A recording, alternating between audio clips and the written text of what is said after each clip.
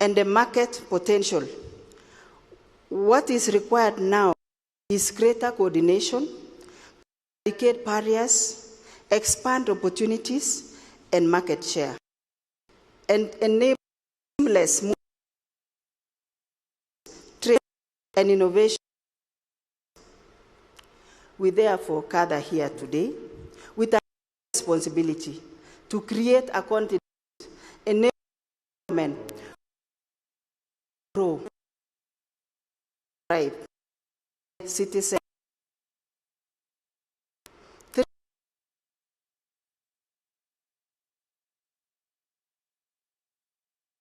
Connectivity.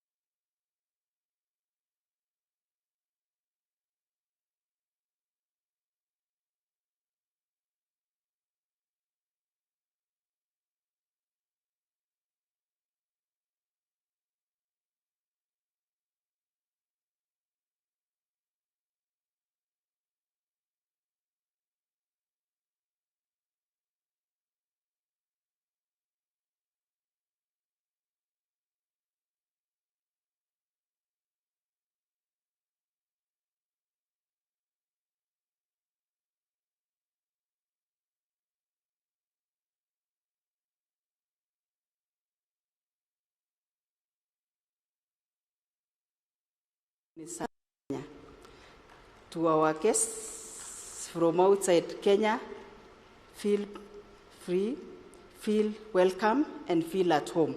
Karibuni sana. We love you so much.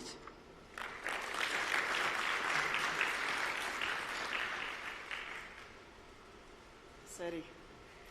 Allow me to take this juncture with a lot of humility to welcome our peers to address us. Karibu sana.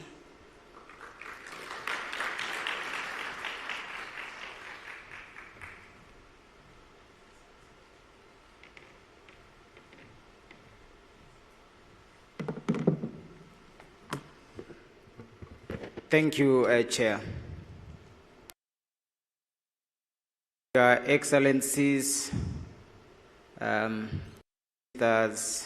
Excellencies are here, the Chair of Authority, Honorable, the board members of ICT Authority here, our guests and visitors and delegates of the Connected Africa Summit 2026 from over 47 countries, distinguished delegates, ladies and gentlemen, good morning. Good morning. It's a great for us to be here this morning. This is our 15th Connected series and the third Africa. To put in perspective, the official opening of this Connected Africa will be tomorrow morning. We'll have some of our VIPs, delegations from across the country will be here.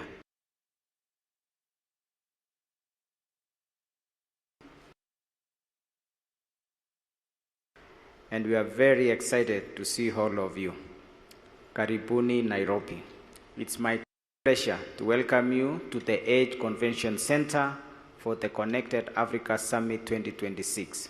We are deeply honored to offer a distinguished gathering of leaders, policy makers, innovators, development Africa and beyond. I'm very glad to see some of our friends from across the globe, including ambassadors, technology companies, and the Friends of Kenya. Your presence here today reflects a shared urgent understanding. As digital transformation accelerates globally, Africa stands at a very critical inflection. The decisions we make today and over this period of Africa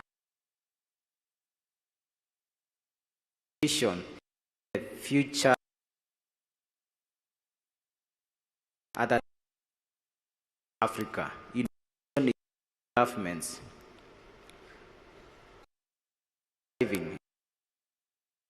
public services, startups are investment and the demand for connectivity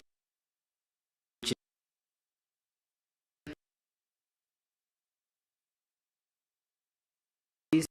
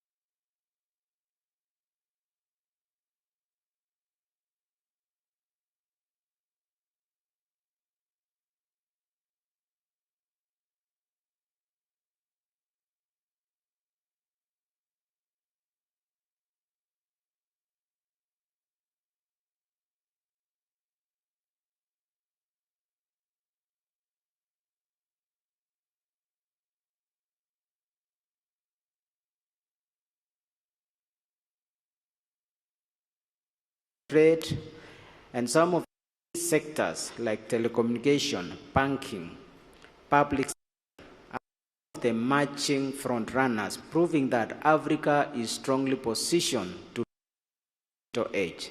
To maximize, put people at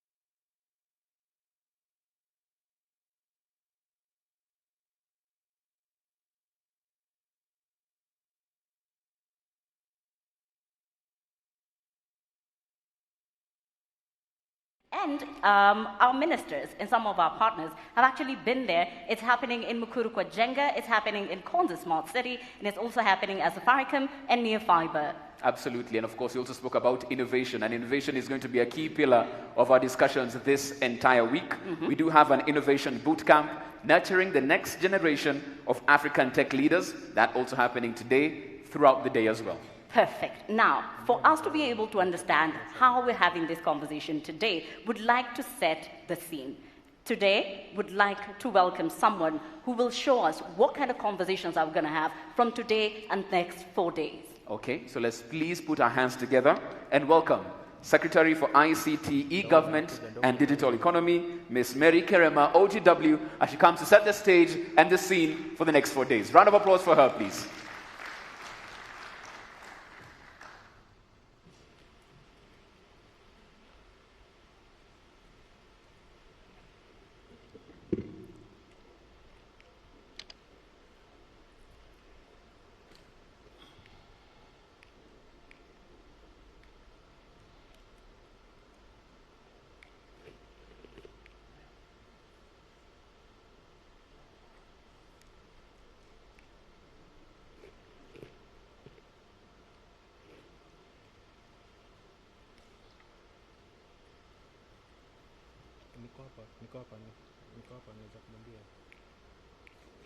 I think it's not sure. Just talk. Okay. Allow me to write on the protocols already observed. And good afternoon. Is it afternoon? It's still morning. Good morning. Good morning. We sound very dull. I hope after this you'll be excited to go through our programs. Within a few minutes, I'm going to go through what we are expecting for the next 4 days. So I want to set the pace, or to set the scene. Yes, next slide, please. Next slide. So why Connected Africa, and why now? For too long, Africa's digital story has been told in fragments. 54 markets, 54 policies, 54 approaches. But today, the world we are entering does not reward fragmentations. It rewards a scale, coordination, and clarity of direction. So therefore, that is why we are here, and this moment for the next 4 days matters for Africa. So this summit is not about applications, is not about platforms, is not about tools. It is about power. And therefore, we need to ask ourselves candid questions. If the issue is power, so the strategic question we need to ask ourselves, who defines the rules of the digital economy? The architecture question is, who owns the infrastructure? Sorry.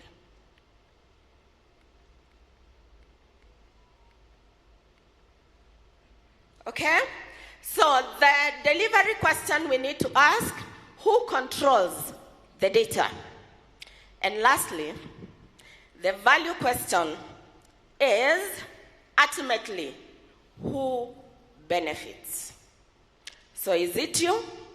Is it me? So in the 4 days, we are going to answer these questions, and they are going to lead our conversations. And therefore, we are saying, if Africa does not answer these questions for itself, these answers will be defined for us. And it will be defined by others. And when others define you, they don't know you. So they will define you as they see you, rather than yourself defining yourself. So the summit will be in 4 days, and this summit will have conversations, but not fragmented conversations. There'll be conversations that are interconnected. In the first day, today, we are going to talk about trust and sovereignty. And this is really the foundations of our digital economy. And it's also setting the foundation of our summit, where we'll talk about cybersecurity in Africa and contextualize it to Africa. We'll talk about data protection and cross-border flows. We'll talk about digital sovereignty, a continental view. And lastly, we'll talk about trust frameworks for the digital trade. And we are saying trust is equal to currency of this digital age. So therefore, if there is no trust, there is no digital economy. Sovereignty is our signature. So if we don't have this signature, then we'll have no ownership of our future. So therefore, sovereignty, very key for us. The second day, we are going to have a discourse around infrastructure and DPI, the digital public infrastructure for Africa. We are going to have a discourse around artificial intelligence, AI, and I always say it is amplified intelligence and emerging technologies. We are going to look at our continental ambition. What are the opportunities and what are the guardrails that we need to put in place? We are going to have discussion around the government enterprise architecture and the government interoperability frameworks that define how government deploys systems. And therefore, you cannot leapfrog on soft ground. We need infrastructure, which is the bedrock. DPI is the blueprint for the digital services that are delivered to the citizens. The third day, we are going to have data and trade, where we are talking about Africa data space, the architecture, the data economy, and the AFC FTA, and these are the cross-border discourse that is going on. Then the cross-border digital trade in practice. We are going to have ministerial roundtables on digital trade, and we are also going to have platforms, payments, and the cross-border financial discussions that are also going on. So we are saying data is the new soil of Africa's economy. With no data, there is no intelligence. Without trade, there is no prosperity to share. So therefore, we need to have a discourse and a deliberate one around the cross-border trade, because therein lies a shared prosperity. The fourth day, we are going to have skills and the future. And on top of that is also inclusivity. So we'll have digital skills, we have discussions around inclusivity, discussions around innovation, startups, and investment. And lastly, the future of workforce in a digital Africa. Today, jobs are not found in the offices.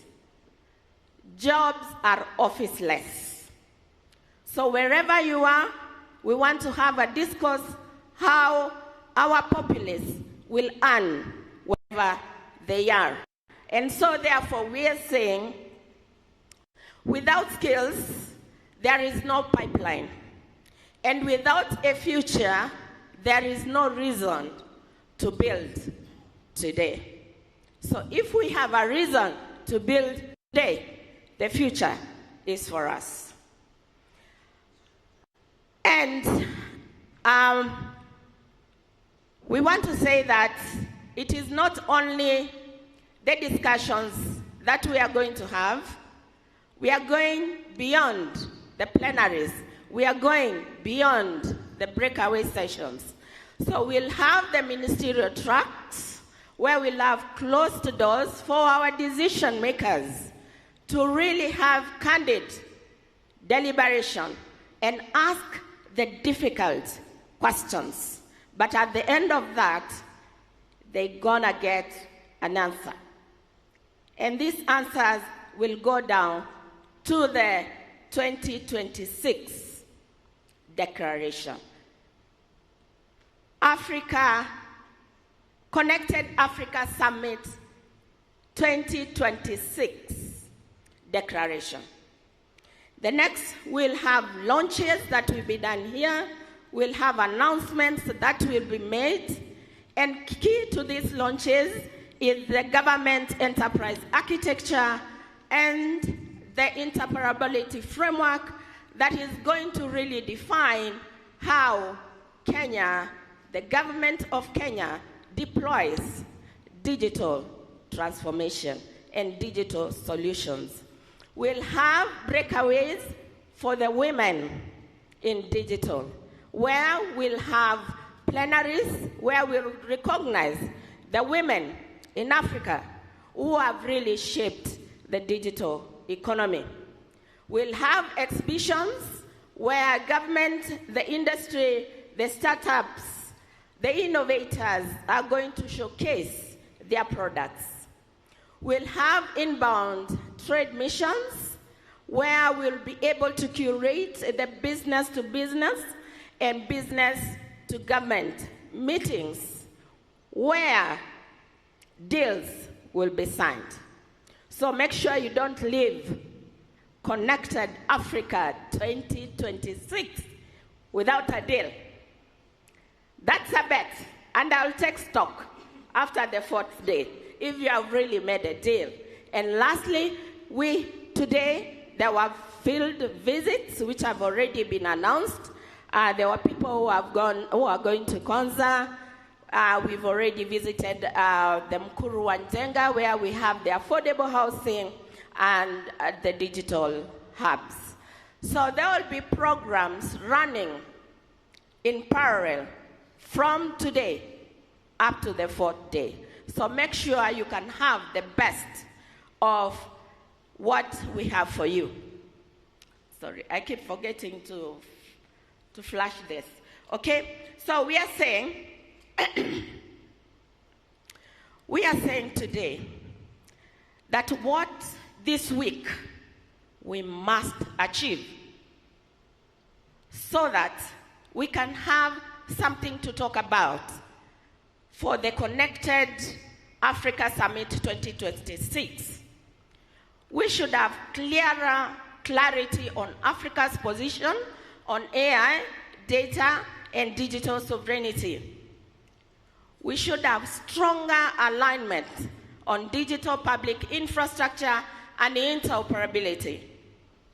We should be able to live with practical pathways to unlock the cross-border digital trade. And lastly, and most importantly, we must live with commitments that outlive this room. We have been saying that we've been having conferences, meetings, but it is time for action. So therefore, let this summit mark our starting for action.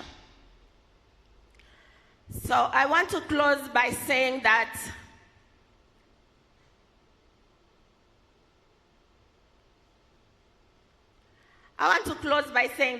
we need to carry forward the spirit of Umuntu, Gumuntu, and Gabantu. And this really reminds us that no nation rises alone, no innovation thrives in isolation, and no digital future can be built without people at its center.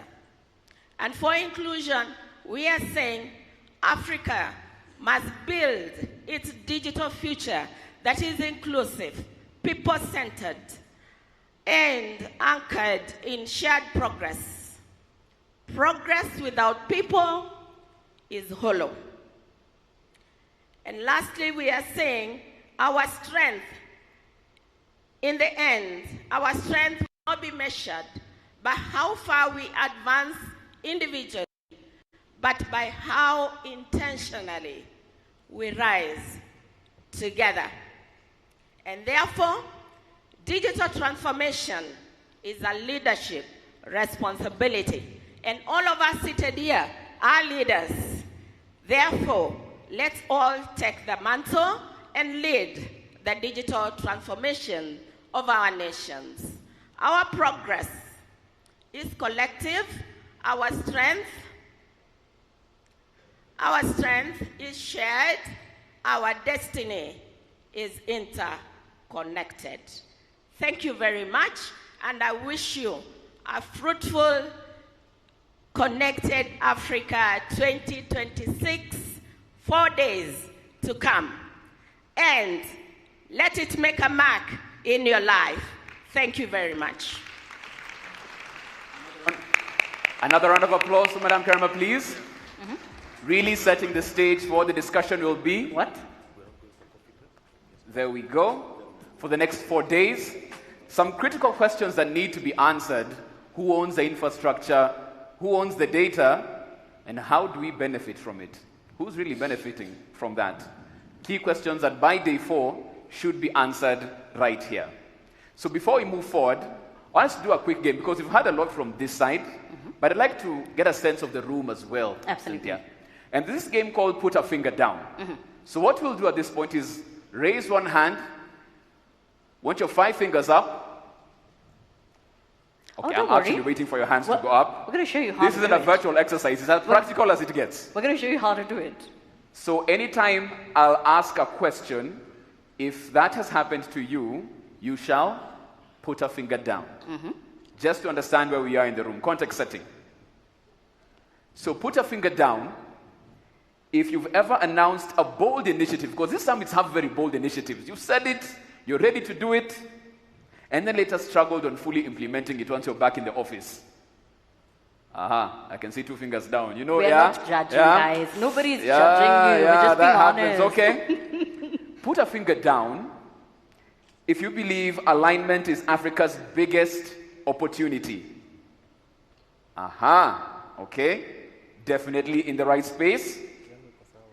Put a finger down if you've sat in a room like this before and thought, this time we have to do things differently, surely. We just have to.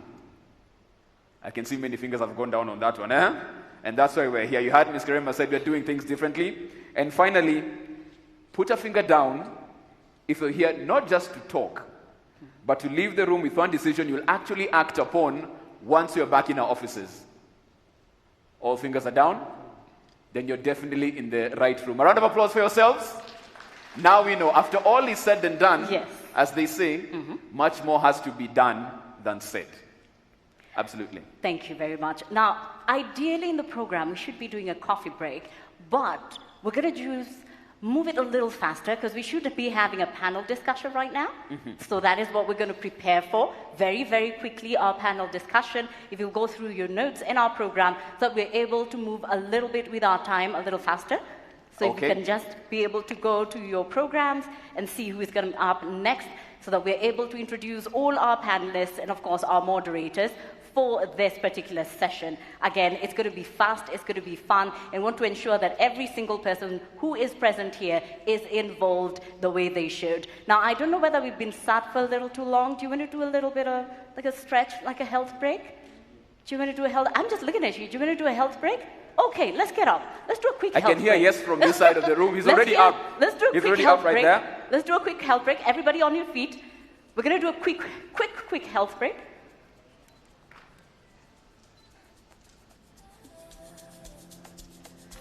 DJ, you're tempting me. Stop tempting me. Stop tempting me. We're going to do the easiest of things. It's a nursery rhyme, I believe we used to do, right? Put your left foot out, put your left foot out, and shake it around. Do the boogie woogie, and does anyone I'm know also learning this along. This is straight improv. So left forward. Yes. Foot back. Yes. Forward. I like that you're following and you're doing your left. I was following what you were doing. Okay. So, are we all together? We're going to start. Put your right foot out, put your left foot back, put your right foot back, and guys, do as I say, not as I do. Okay. Follow it. Okay. Yeah? As I say, not as I do. Right? So even if you're saying right, but your left leg is the one moving, we should not follow you. Precisely. Okay, there. Okay, fine. Now we got it. Right? Now we have gotten it. You're catching up so fast. Fine. So we're going to do this, okay? Put your right foot out, put your left foot back, put your left foot... we're together. Put your left... There's someone here with two right feet. I'm not going to name names today, but the two right feet on this side. Okay, we're going to do it really, really fast. Now, put your right foot out, put your left foot back, put your left foot out, and you shake it all around. Do the boogie woogie. Because that's what it's all about. See, I told you there are people in this building who know it. There are people in this building who know it. Okay, put your... Hey. Nice. Now she has problems. That is your right hand. Okay, fine. That is your right hand. No, it's directions. You know how we are with directions. So put my... Guys. You're right. Okay, so put your... I can't do these things alone. Put my... Right hand out. Put my... Left hand out. Put my left... thank you. See, they're doing what I'm saying as opposed to doing it. Okay. See, nobody's paying attention, guys. Nobody's paying attention. At all. Nobody's paying attention. Now, one last time. Put your... Right hand out. Put your... And you...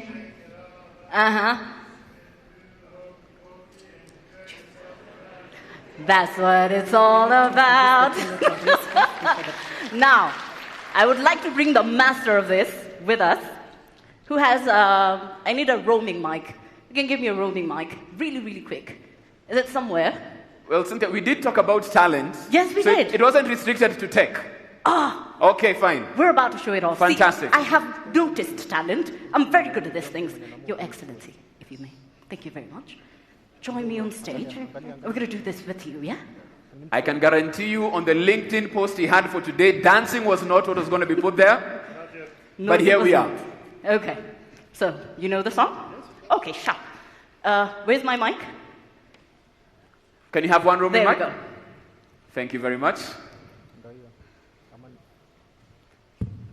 So, you want to take us through it? So you put your right hand out, you put your right hand in, you put your left hand out, and you shake it all about. You do the hokey pokey and you turn yourself around. That's what it's all about. Yay! Thank you very, very much. Thank you so much. Go ahead. Thank you so much for that. So, as we had said, slight change in the agenda. And as we are told, this is what agility is all about. You may have your seats. I believe we're now awake. Quick announcement before we get to our first keynote address. A couple of vehicles that might need attention. KCJ 529K, that is a Nissan Patrol.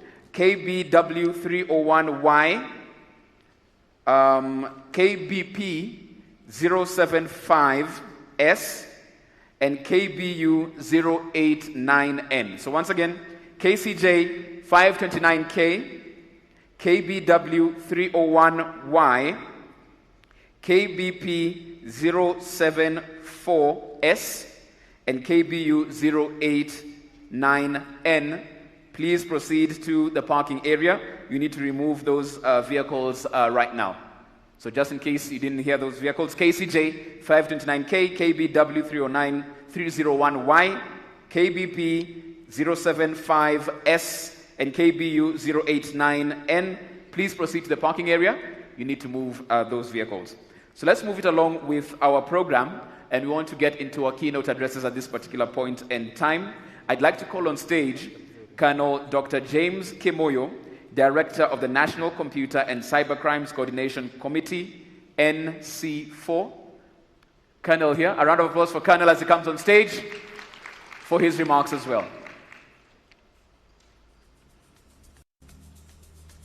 And sorry, as he comes on stage, the summit tradition is you keep clapping until he gets to the podium.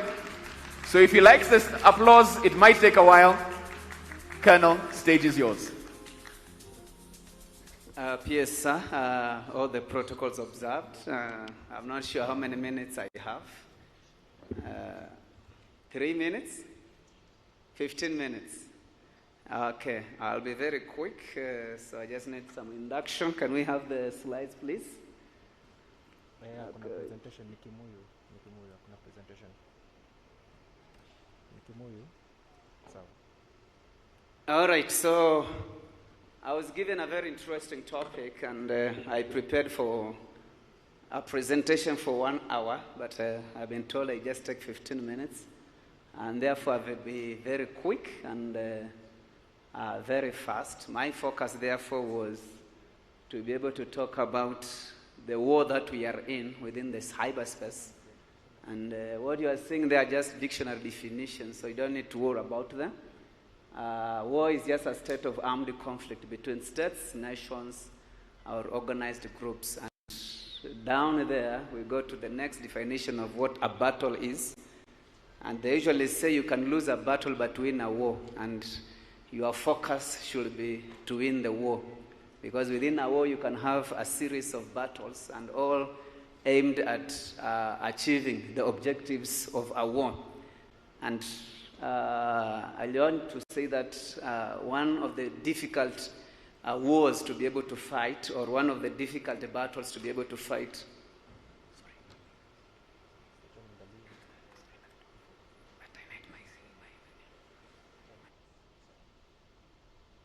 okay, we have a technicality here because the screen is behind me. Okay, let me stand here. So that means I'll need a mobile microphone. Guys, I need to be able to see. Can we sort that?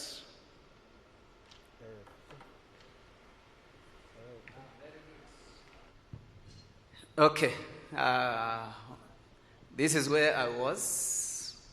In the military, we believe in rehearsals, so it means now we didn't rehearse, but we'll still move very fast. Let me go back again. So I was to deal on the issues of the battles that we are dealing with within the cyberspace, and I will say that war is a big thing that we cannot be able to exhaust its discussion here.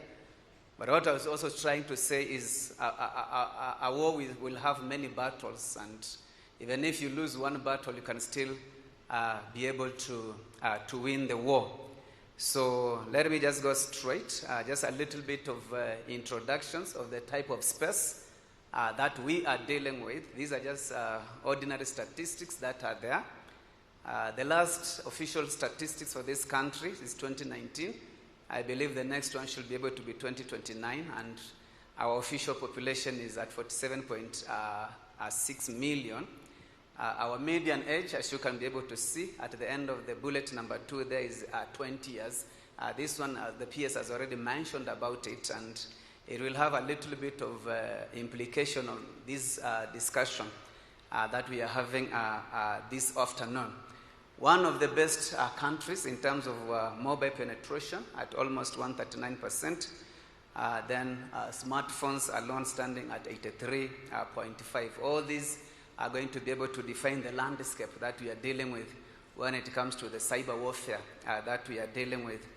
More statistics, key to point to note there is our social media usage, standing at over 4.5 hours on a daily basis compared to the global average of 2.5. So again, this is going to influence some of the points and the discussions that we are going to have in this discussion. This is a very common statistics. They say globally that cybercrime is the third largest economy behind the United States of America and also the People's Republic of China. I've put a few bullets there in red. So if US and China have the largest economies when it comes to cyber. When it comes, they have the largest economy ahead of cybercrime. Then we see that US and China have the two largest militaries. That is to also tell you by inference that cybercrime has the third largest military globally. And if cybercrime therefore has the third largest military globally, then this is the war that we are fighting both as governments, industry, private sector, academia, and also the public. So there are enough resources within the cybercrime domain or within the cybercrime space to be able for them to invest in people, to invest in technology, to invest in tools, to invest in processes. All this with the objective to ensure that they are able to probe and also compromise some of the critical information infrastructure that we have around Kenya and also within the region. I've just brought this slide to show you some of the domains of warfare. From the traditional land where kings will fight one another just to expand their territories and their kingdoms, getting into the waters where trade and movement was more of course the maritime now is one of the issues that are as global headlines within the ongoing conflict, which I don't want to mention so much. We got into the air. We realized that air is a good avenue to be able to fight. People went to space. Just the other day, the Americans were in the space trying to see if before the end of this decade we can be able to land in the moon. But my interest there is the development of cyberspace as the new frontier of warfare. And this is one of the areas that is coming up thick and fast. And we need to be able to prepare both as a country and as a continent to be able to take charge of this space. Now, I brought a few things here because I'm supposed to deal with the warfare. A good army, for it to be able to fight a physical war. When I say a physical war is the normal war, where we use the normal militaries, that is land, maritime, and air. We need three key components: the physical component, the moral component, the conceptual component. And these are the very things we want to be able to project within the cyberspace and be able to see now, can the same components therefore apply when it comes to war within the cyberspace. Two sets of PowerPoint slides here, of two sets of points here that I've just projected, just to show you the principle of ordinary war. When I say ordinary, this is war that is within the physical domain, and also what we call the functions of combat.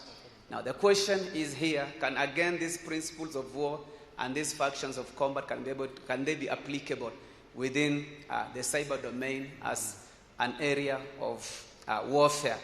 Now let me now come to what I was supposed to do, to be dealing with, that is the battle or the war within the cyberspace. There are four things that are critical here within a good doctrine when it comes to matters of warfare. Number one is to be able to understand or to define the cyberspace. We want to know what type of terrain are we operating in when it comes to the war within the cyberspace. Number two is to be able to describe the effects that we want to achieve. And the effects can be many. Physically, you want to strike. Physically, you want to fix. Physically, you want to be able to identify. Physically, you want to be able to defeat. Physically, you want to be able to stop enemy advance and all that. But within the cyberspace, we still have effects that we also need to be able to achieve. Number three is to be able to identify the threats and also evaluate them, because not all the threats will have the same magnitude of impact. Then three is to be able to identify, therefore, what we call the causes of action, and which may be the most appropriate for the given scenario that is at hand. And all these are adopted from what we have, we call the Kenya Cyber Defense Manual, and among other documents that are available within the public domain. Now let's move to what we call the phase number one of cyber warfare. That is being able to define the cyber or the battle space. Because if you do not know the space that you are fighting, then you will not be able to conquer. Remember, the battle space favors both the enemy and also the friendly forces. So if you are fighting in the mountainous area, for example, those mountainous areas will be both favorable and also disfavorable for both parties. If you are fighting within a desert domain, then that desert domain and environment will also be still working for or against both the enemy and also the friendly forces. If you're fighting within the what we call a jungle environment or a forested environment, the same. If you're fighting within what we call OBUA, that is operations within built-up environment, that is within the urban setup, the same operational environment will also be favoring both those who are fighting against and those who are fighting for. So within the cyber warfare environment, it is also very critical to be able for us as government, private sector, academia, and also industry to be able to understand and to define the battle space. So here we must be able to consider what are the threats, consider the terrain that you are dealing with, because you cannot be able to defend what you have not mapped. Then we move forward to continue understanding our terrain. As you can be able to see there, this is some of the figures that we have, and these are again open, available within the open source domain.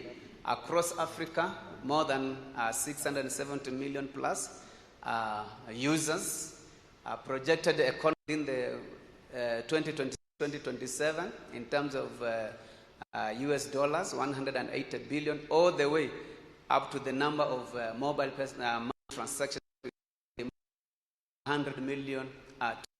This, therefore, provides what we may call a very unique and a very, what we may call porous environment for who will be advanced to be able to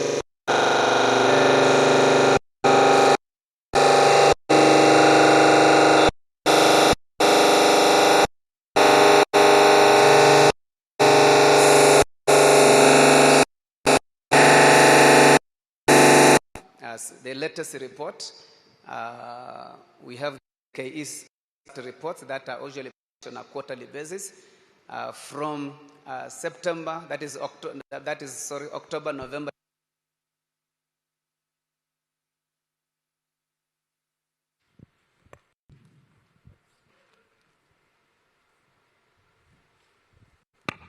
So these are the numbers. Again, I will not be dwell on them. Okay.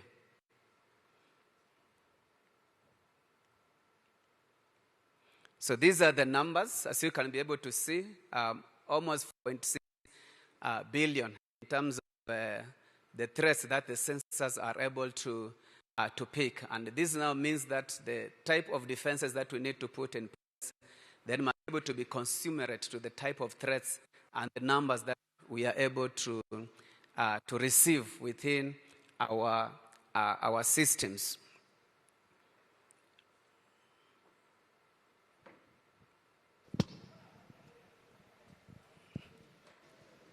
Okay.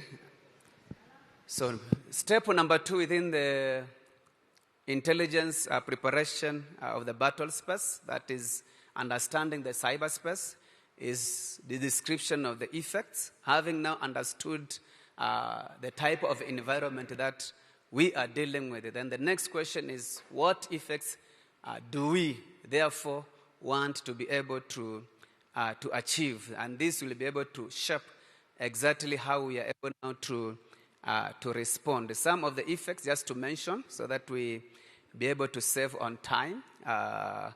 We need to check what will be the asymmetry in terms of speed, in terms of reach, in terms of ability, and also in terms of the capital. Remember, effects here, we are just transferring what is there within the physical domain and trying to apply it within the cyberspace domain. Are you able, therefore, to see what is coming? And if you see what is coming, are you able to evaluate it? And if you evaluate what you have seen, then what type of response you need, therefore, to be able to put in place so that you can be able to stop that enemy or that attacker from being able to, stopping him from being able to achieve their objectives.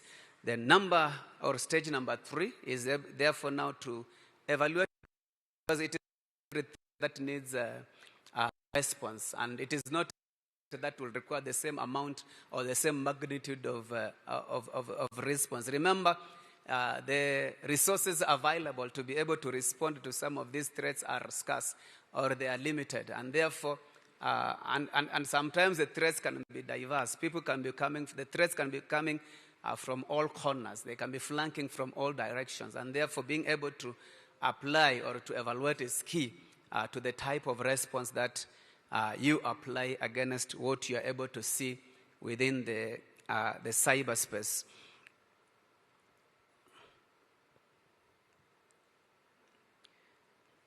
Just a minute.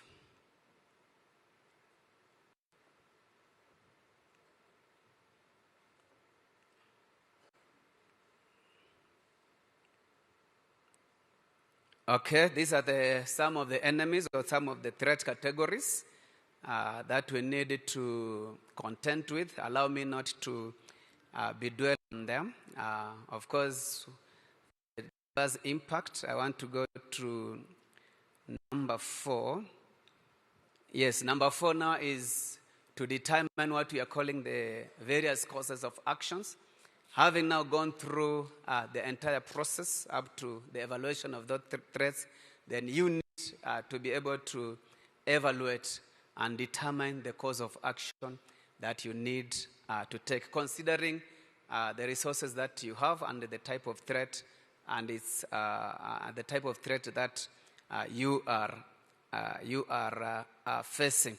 So doctrinally, for you now to be able to respond, we have what we may call a layered approach, all the way from the human capital, trying to look at the threat intelligence, operation defense coordination, all the way up to the governance and what need to be done at each and every of those levels.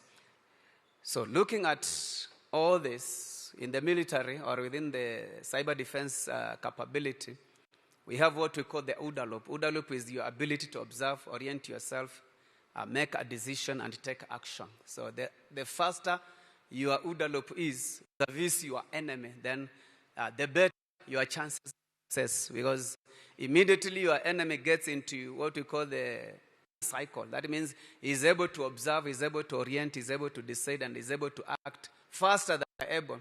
Then you face imminent defeat. I know my time is up. Let me just go to the conclusion. So in conclusion, I believe that this forum provides us an opportunity to be able to discuss the real war that we are facing. And the good news with this war is you don't need to be in uniform. You don't need to understand how an AK-47 works. You don't need to have gone to a rifle range for you to be able to be a soldier against this great war. So African cybercrime battlefield is real. It is hot. It is tough.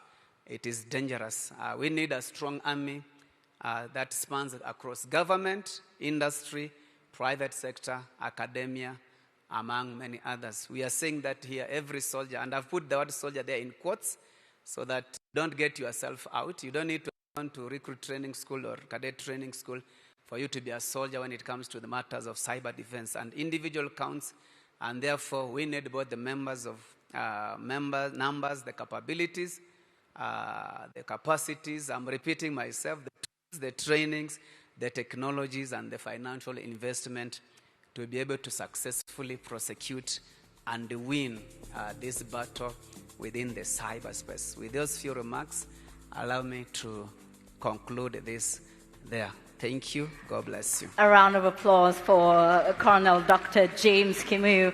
I will tell you for a fact, for someone who's gone through phishing, it was terrible. It was absolutely terrible. But I thank my audit team was present, and they helped me figure out my accounts, especially my digital and my bank accounts. It was a nightmare.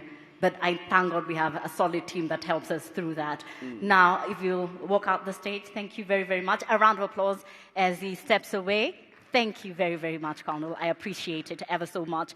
On stage, I'd like to welcome David Bunay. He is the Managing Director, Oracle Kenya, and Cloud Systems Leader, East, West, South Africa. Kindly if you join us on stage. And of course, it's going to be about 15 minutes. We're going to try very much to keep it within that time frame, or I'll walk slowly towards you. Thank you very much.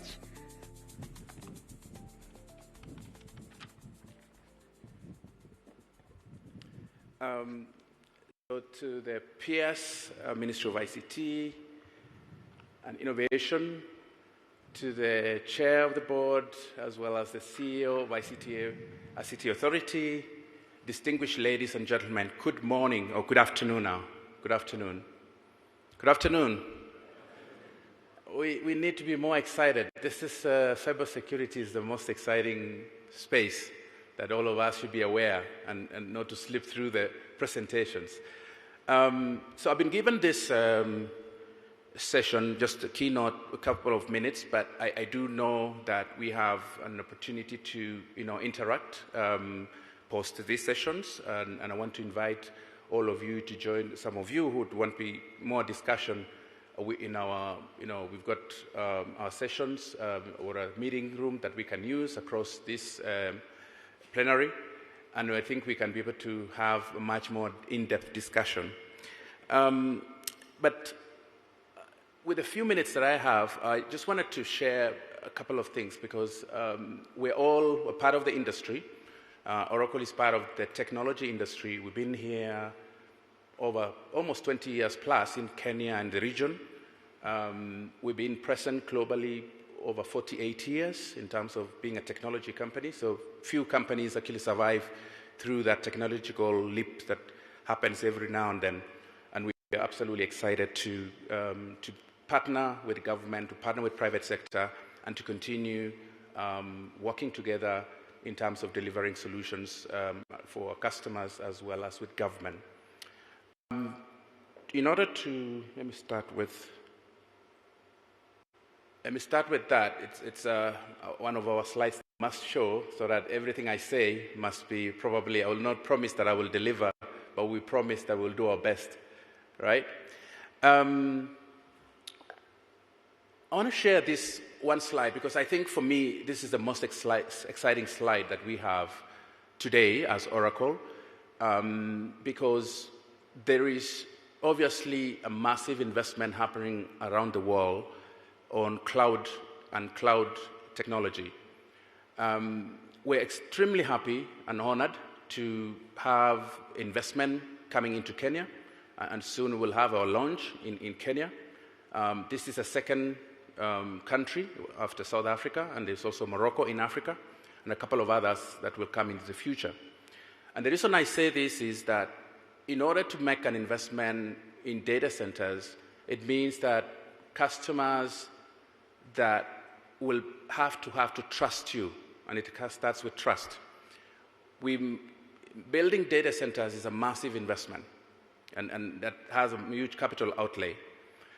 And one of the most important, really important action or important item that you need to consider is, are customers going to trust to host data in your data center?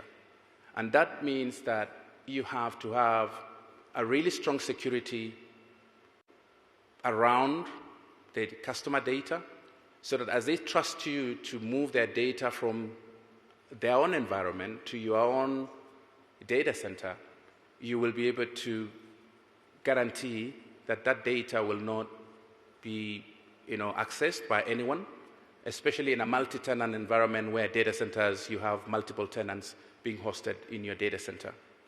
So if I share this, maybe I can have from the picture we have here, I want you to see the investment that we're making in data centers across the world touches every country or every region around the globe. And the reason to this is data is pervasive, obviously, and cuts across every region, cuts every country, and every industry. There is need for countries to have specific data being secured for their own sovereign reasons. And we're among the few cloud companies that actually we have built what we call sovereign data centers. For example, the EU region had to insist on their own data centers that they can access within the EU countries and have secure data that is available to their citizens of the EU community. Now, as we talk about Africa, 54 countries, we will not be able to build data centers in every country that is present in Africa. We will have to make a decision, probably east, west, south, north, and those data centers then will have to host this critical data that potentially are for different countries or different entities around Africa. The only single link that assures all these countries and everybody around Africa is security. We will have to guarantee them, as we even invest in data centers, as we invest in data sovereignty and securing, trust among partners, let's say East Africa community, Southern Africa community, AFTA. What will make or break that partnership and is the trust around data and how data is handled. And so, as Oracle, with almost since 1970s, our DNA has been on data security. Our history as Oracle comes out of an innovation that we were requested by a government at the time to build a secure data platform to be able to manage a huge amount of data. We've built on that innovation over the last decades to ensure that industry by industry, government by government, different governments, different solution providers are able to trust that when they use an Oracle database or Oracle infrastructure, that data is secure. We've evolved from database into applications, into cloud now. And our massive investment in cloud is a demonstration that we will guarantee our customers and our governments that we will hold their data securely, and we'll guarantee them that what we do, the security in their own data centers, we're moving that data into our own data centers and guarantee that we'll provide better availability, better performance, but even better security. And that's an important conversation that we all have to accept. As I said, trust is a single point we all have to accept in terms as we have this discussion. Our history as Oracle, we've worked with partners across different industries. In the previous slide, probably I didn't point out that we partner with Microsoft, we partner with Google, we partner with AWS and many other cloud providers so that data can move from one data center to the other. So as we evolve in terms of the discussion, if we even imagine that we're going to build data centers across Africa, we're going to have the ability to have that data to transit different regions, different countries securely, and people trust that that data is secure and that data's integrity is secure. As we look at those journeys, let's look at also industries. Our customers span across different industries: healthcare, defense, government, energy, transportation. And each of these have unique requirements. Each has different data requirements, the data levels of data security. In the US, for example, healthcare data is absolutely required to have the certification of HIPAA, which is an industry-wide standard for managing and curating healthcare data. In financial industry, we also have to comply with that. So what I'm trying to point out to you is, in order for any trust to be achieved, you got to be able to work across industry, across the partnerships that we have with governments. We work in Kenya with the Office of Data Protection Office, and they guide us in terms of how do we manage and curate data for customers and for governments in the region. So this is an important consideration as we evolve into this new era of data. Security is not going to be earned, and trust is not going to be earned in one day.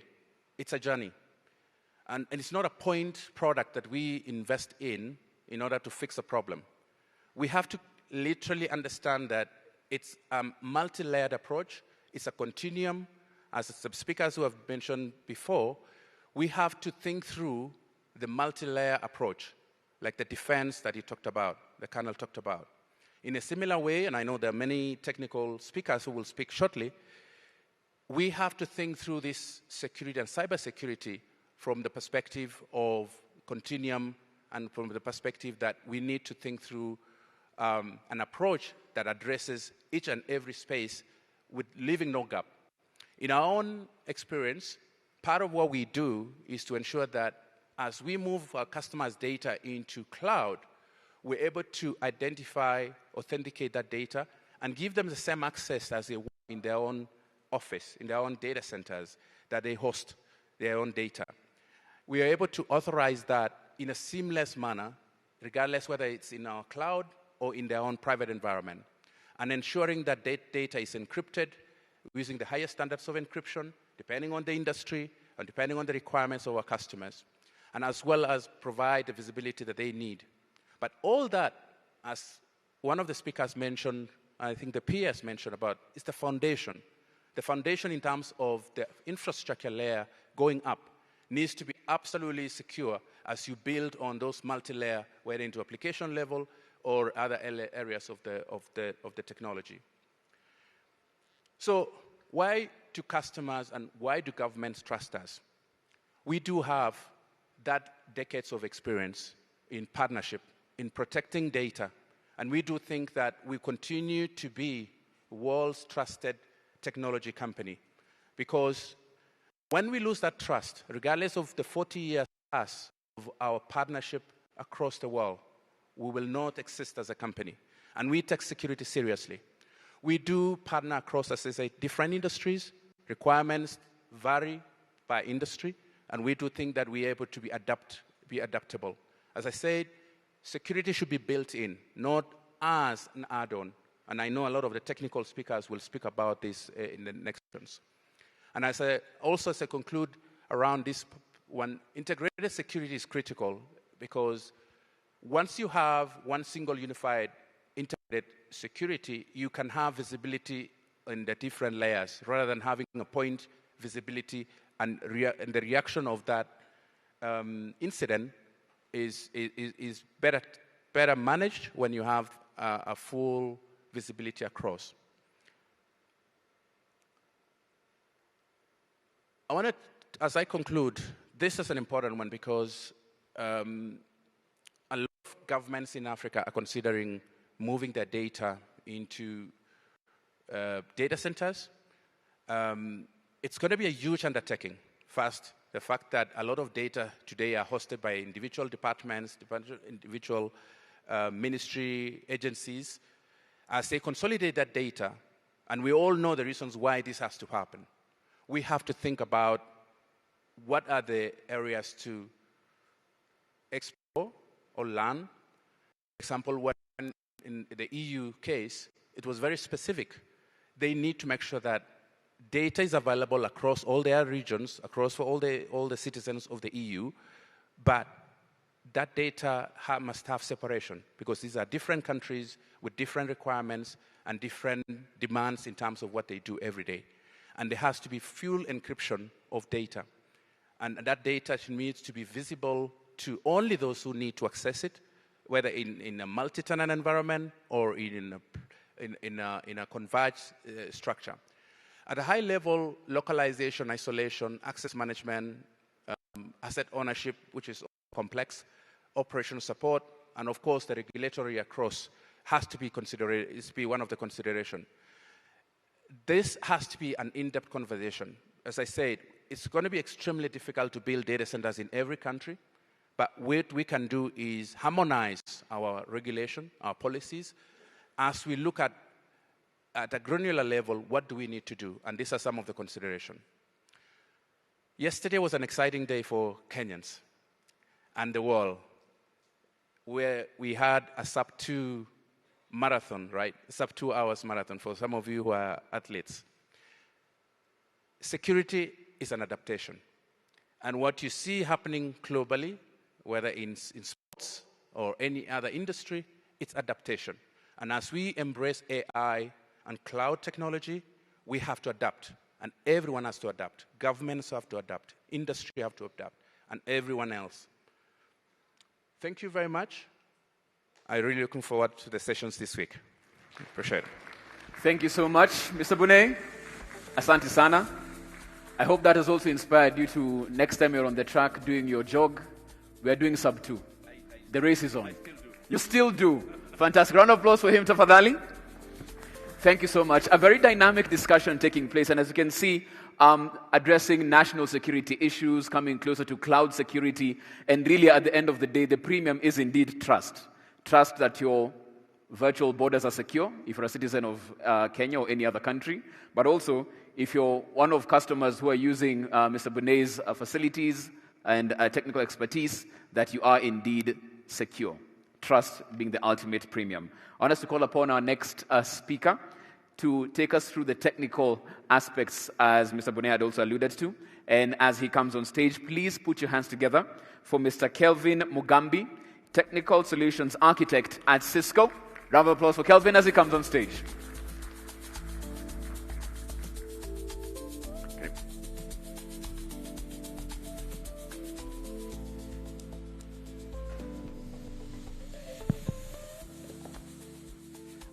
Good afternoon, distinguished guests, industry leaders, government leaders, partners. I'd like to welcome you to this session where we'll be discussing trust as the currency of Africa's digital future. So Mr. Budei has done a good job just bringing up what Oracle is doing all around the cloud adaptation, all around securing your data in the cloud. But I will take it a step further, looking at the technical aspects of how we do this at Cisco. So when you talk about trust being the currency of Africa's digital future, we have to look at the digital modernization that you're taking, that's taking place in Africa and the steps that you're taking. So we are adopting technologies really quickly. We've seen cloud adoption, and with cloud adoption, then data becomes a primary concern, right? We are adopting things like mobile money. We have huge adoption of AI. Multiple LLMs are being used. So with that, then trust becomes an integral part of the architecture. Becomes an integral part of the infrastructure.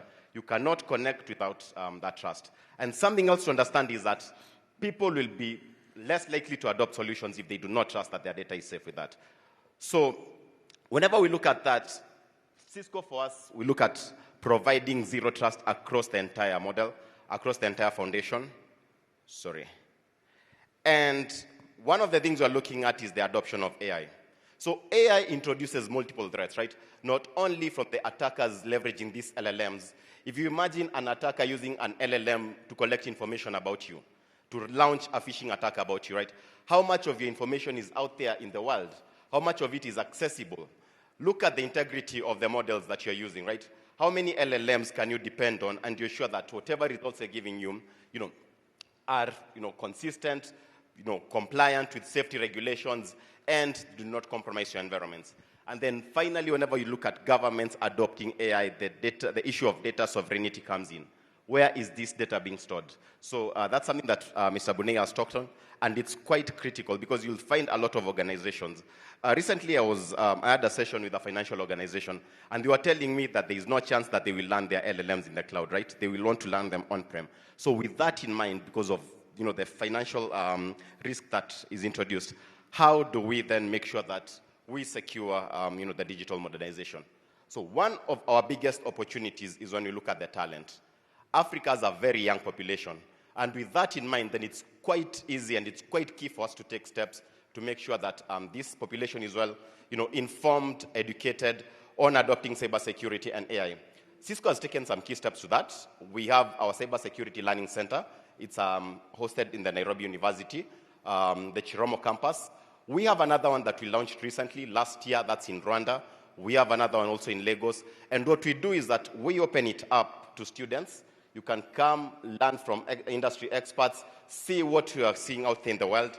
Remember, with Cisco, we leverage Talos, and I'll leverage it again. Talos is the world's largest non-governmental environmental security research organization. You can actually look it up. They have a very good podcast called Beers with Talos, right? So if you're interested in learning more about cybersecurity and the attacks that are coming up, it's quite essential to leverage that.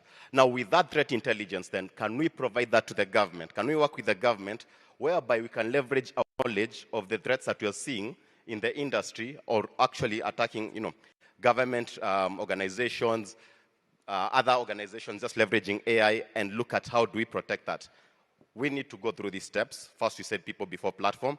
But the number one thing is we need proper government strategy on adoption of multiple AI solutions, right? And this is why we start talking about zero trust. So Mr. Bunei raised a very critical point in that trust has to be built in from the start. So we'll start with having the government strategy. Private sector, of course, can come in and we can offer our threat intelligence. We have multiple solutions as Cisco. At last count, I think we had over 28 solutions. We've just recently done an acquisition on a company that governs AI security. Then there's the academy and training. We've spoken about the Net Academy and the Ed Center we have. And finally, we would also need some oversights from the civil society. We cannot trust AI on its own. So this is Cisco's commitment to Africa, right? Number one, we're investing a lot in educating, and not just through the Edge Academies I'm talking about, not just through the Net Acad, but we are offering multiple avenues of educating new entrants into the cybersecurity domain, a new entrants into the basically technology domain. Cisco is investing a lot in AI, and you'll actually see that based on our recent acquisitions. We have a proven track record on zero trust. I'll mention that as I come in, and we also offer partnership opportunities. Things like threat sharing, we can have skill programs, policy framework designs, and zero trust deployments. So when you talk about Cisco's journey to zero trust, we have to understand that getting zero trust is essential when you talk about protecting the identities. One key thing that a customer also leveraged, and this is a customer, also another financial organization, and they told me that the traditional perimeter is dead. The new perimeter is the identity, right? Think about an organization that is hosting some of their data on clouds, and you have multiple cloud vendors. You probably have the best like Oracle, Azure, AWS. You have your own private cloud. You have some data in mobile devices. Think about your users. Your users, some of them are working from home. Some of them are in the office. You have hybrid users. Some of them are actually IoT devices and LLMs acting as users, leveraging agentic AI. So with that in mind, how do you offer protection across the entire environment? So getting zero trust is essential, is key. Let me just jump to the next. And zero trust means different things to multiple people, right? For some of them, it's segmentation. For some of them, it's endpoint security. It's identity. It's firewalls. We're not here to have discussions on products. It's mostly about zero trust is a journey. It's not a solution. You cannot buy one solution to give you zero trust, right? If a vendor tells you, I will give you zero trust solution, right, that covers everything, that's quite impossible because it's a journey that you walk to. Every time you adopt a new solution, every time maybe you deploy a new application, every time you host a new application, then you have to think about how do you secure that. So some of the barriers we usually see is lack of management support, lack of leadership support. If they don't understand the values to zero trust, then they're not familiar with what it offers them.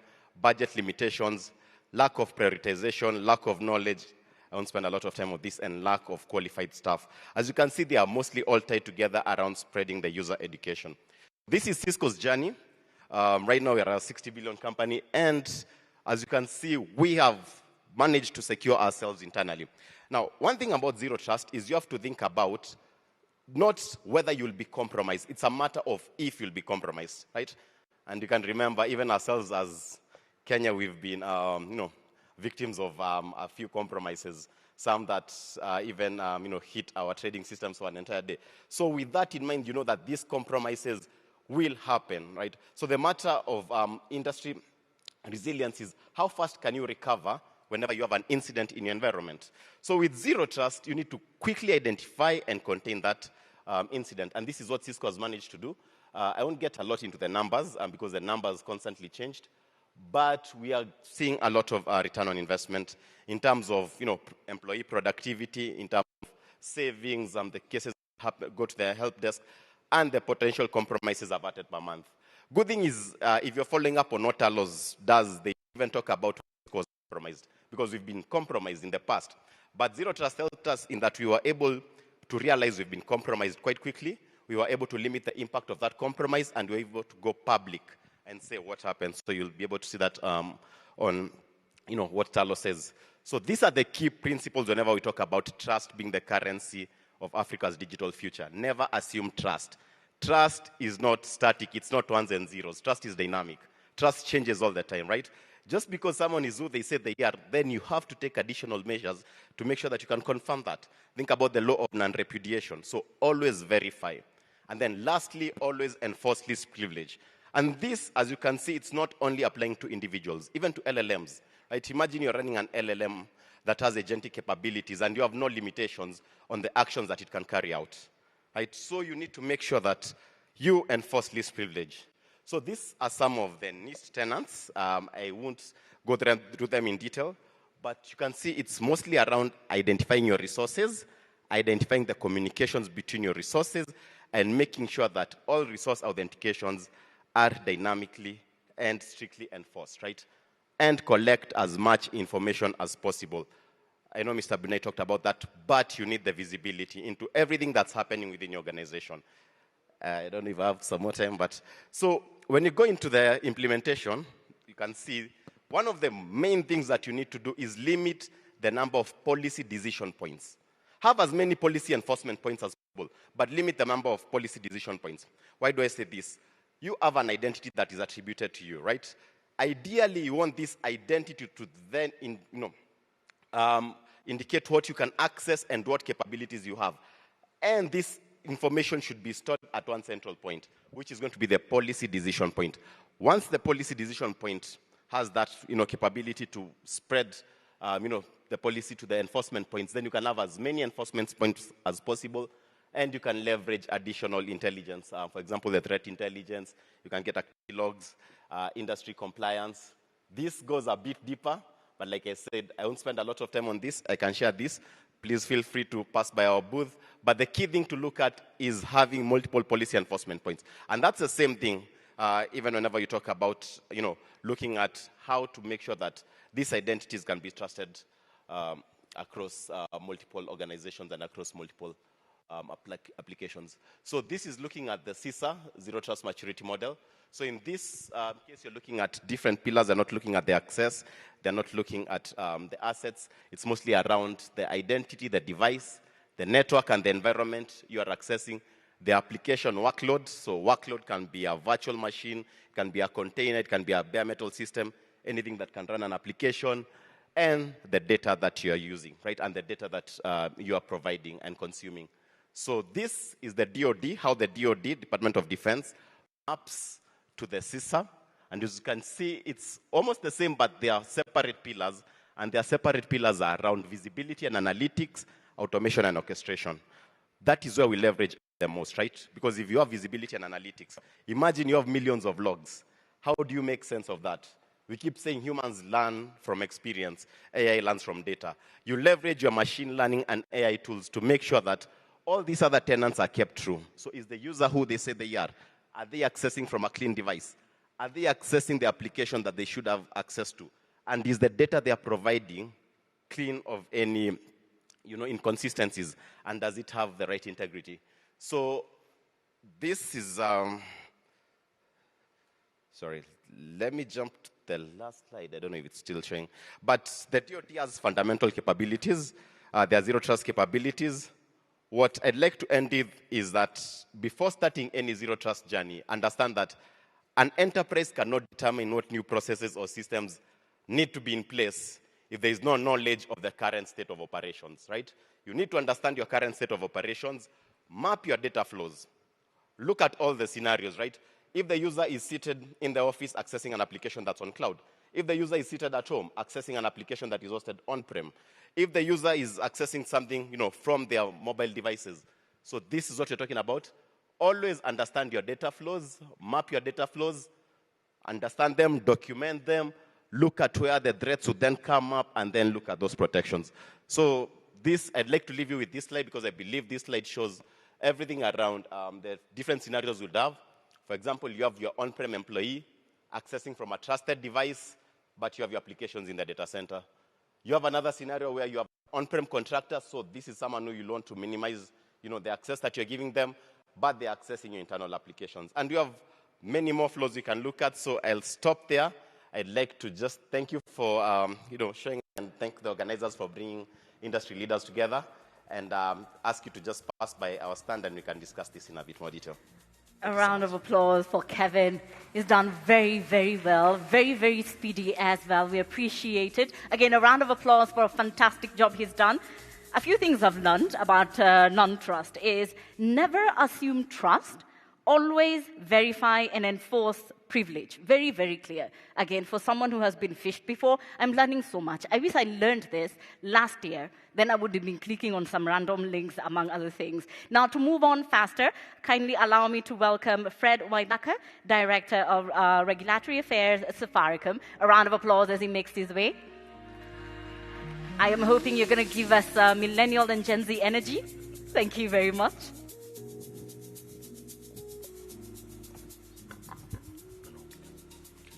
Good afternoon. Where is the energy? Cannot call the soldiers, but I don't feel the energy. Good afternoon. Huh? Yo. But keeping to what Kelvin has told us, that we should be aware of our surroundings or the state of affairs of our organization. I know you're all hungry, so I will not keep you. So, in our typical African tradition, I must bring you greetings from Safaricom. So, greetings from Safaricom. I hope you receive them. We will be discussing this very important topic around trust. And what I'll do is just speak through my prepared statement, which will also introduce the next panel that will be coming up. And the speakers that have come before me have all pointed to technical people who are coming. And I think that is the panel that is the technical people. So I will proceed, and I will ride on the protocols that have so far been established. So it is a privilege to address you today at this gathering that reflects Africa's ambition to shape its own digital destiny. Over the last 2 decades, Africa's digital conversation has evolved. We have moved from debating a connectivity gap to confronting a usage gap. Across the continent, significant progress has been made to deploy connectivity infrastructure, from mobile networks, expansive fiber footprints, data centers, to digital public infrastructure at scale. Connectivity is therefore not just about access, but about how confidently people are able to use digital services to create economic and social value. And that confidence is built on trust. Let me illustrate this with a story from Kenya, and it's a story that is familiar to many. For those who are not familiar with it, stay tuned. So in 2007, Safaricom launched M-Pesa. It began as a simple way to send money by phone, but what made M-Pesa transformative was not the technology alone. It was the trust people placed in it. Farmers, traders, and families adopted it because they believed their money was safe, the system reliable, and the service secure. That trust turned M-Pesa into a digital lifeline, and concurrently to one of the world's most successful mobile money transfer platforms, driving financial inclusion and participation across our economy. This journey of transformation has continued with ZD Trader, a product that utilizes M-Pesa's rails to democratize access to the Nairobi Securities Exchange. ZD Trader has allowed our customers to trade shares on the Nairobi Securities Exchange easily and conveniently from their phone. The result, in just over 3 months, 60% of all retail trades at the Nairobi Securities Exchange are now attributed to this platform, speaking to the power of digital platforms as drivers of inclusion. The lesson is clear, ladies and gentlemen. Africa's digital future will not be built on networks alone. It will be built on trust. Trust is an inevitable currency of the digital economy. Without it, adoption stalls. With it, innovation scales. I'm sure that for all of us who sail the winds of technology, and of course for our regulators and policymakers in our various government functions, trust is not abstract. It is reflected in resilient networks, secure platforms, clear rules, and strong safeguards that protect data identities and dignity. And those were the same conversations that the speakers who came before me broke down. At Safaricom, building reliable, safe, and secure platforms is deliberate. Over 60 million customers in Kenya and Ethiopia trust our platforms, not simply because they work, but because they work safely. This commitment demonstrates a simple truth. Trust is earned through consistent action, and when sustained, it enables innovation at scale. Trust must also extend to our people, and by the people I mean our children. As connectivity expands, children are entering digital spaces earlier than ever before. Protecting them online is not optional. It requires embedding digital literacy and online safety into education curriculums, strengthening safeguards on platforms, and building resilience against cyber risks. Inclusion and protection must advance together, or trust fractures where it matters most. Trusted platforms are also central to Africa's economic integration. The AFCTA's digital promise will only be realized if business and consumers trust digital systems, enabling identity recognition, payments, and data flows. When trust exists, a farmer in Kiambu can sell across borders, a designer in Lagos can reach Nairobi, and a startup in Kigali can scale continentally. Trust, therefore, is the passport that will ensure that Africa trades not only with itself, but with the world. 3 commitments must guide us, and again, I'm sure this will be dug deeper by the panel that's going to come after this. And the first is security by design. Every vulnerability undermines progress, and so security must be embedded by design, not added as an afterthought. Second, clarity in how systems work. Digital systems are not tools for the elite. Ease of use and understanding is now an expectation that drives inclusion, builds confidence, and facilitates participation without fear. A shared understanding becomes a force multiplier to protect our networks and advance cyber security hygiene. And then third, collaboration across borders and sectors. Cyber threats know no borders, and the Colonel was clear on this in his presentation, and our responses must be continental, sharing knowledge, building partnerships, and creating a united front. Ladies and gentlemen, Africa's continued digital growth depends on trust, trust that essential services will remain available, trust that infrastructure can withstand disruption, and trust that governments and industry are collectively prepared to manage risk responsibly. As Safaricom, we remain committed to working with regulators, governments, industry, partners, and the wider ecosystem to build reliable, safe, and secure digital platforms and to strengthen the trust that underpins Africa's digital economy and its integration under the AFCTA. On that note, I also want to welcome you all to our exhibition stall, which is just past this door. Come and see the various products and services that we have. And as we were encouraged by the Secretary earlier this morning, we are happy to engage with you on whatever deals we could be able to partner with you to be able to drive the conversation around the unity of Africa together. With that, I look forward to the discussions ahead. Asanteni.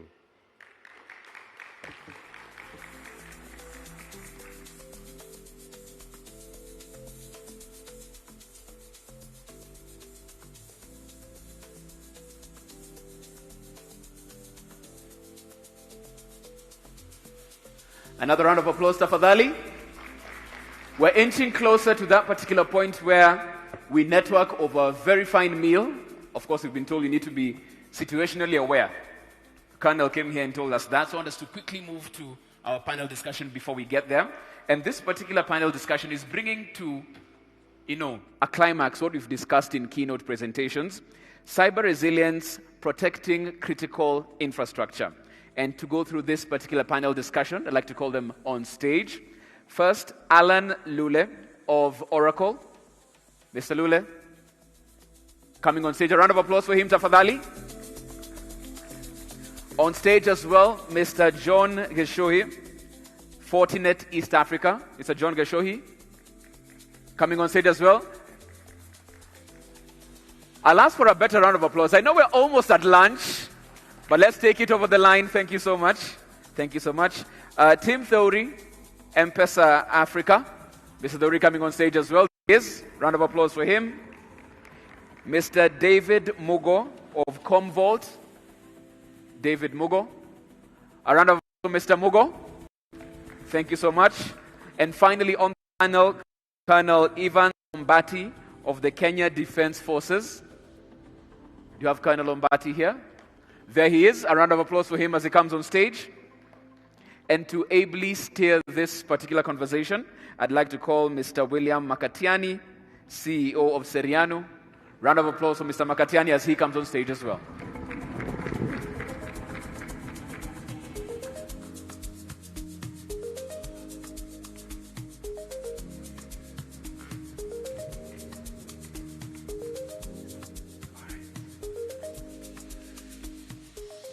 All right, good afternoon, everyone.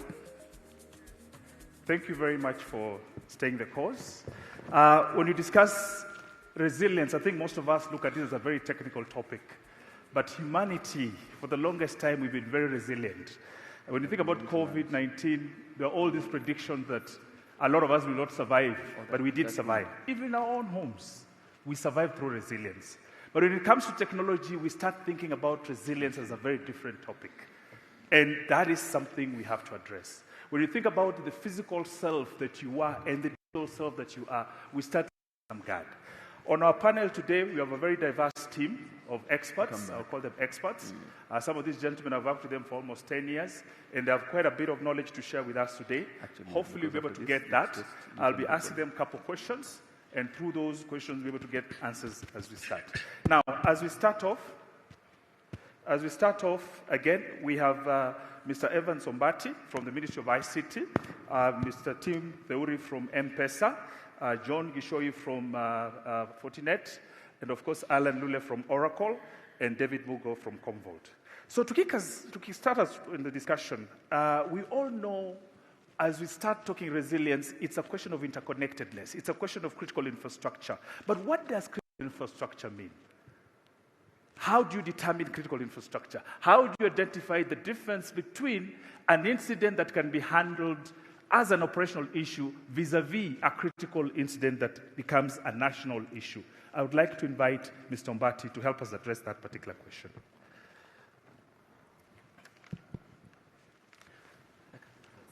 Yes, okay, you can sit. Yeah, all protocols observed. My name is Colonel Ombati, and I would want to appreciate this Connected conference. Quickly, because we have a very short time, it is important that we appreciate the aspects that has been already presented this morning on issues trust, security, infrastructure, connectedness, and systems. At the end of the day, I remember my colleague from Defense already gave you an overview that we are in an environment that is always competitive, that has got geopolitical interests, personal interests, company interests, and that forms our ecosystem. So as we do whatever we do, we must be aware that any system that we build must be resilient and must be trusted.